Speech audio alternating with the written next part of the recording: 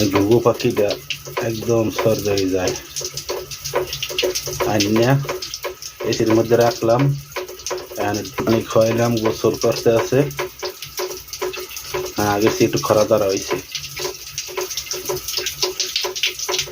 বেশি আর বিদেশ না। আরে না না ওইটা এই যে এই কানারটা ডাইনে ডাইনে ডাইনে ডাইনে ডাইনে দেই লইয়ে না এইনে থাক কত ওই করে বেটা দেখি বুঝাইছি না। একটু ঠান্ডা করলাই আমরা কতটা তো ক এই যে লড়ে সরে না, কি যে গরম, গোসল করাই দিস।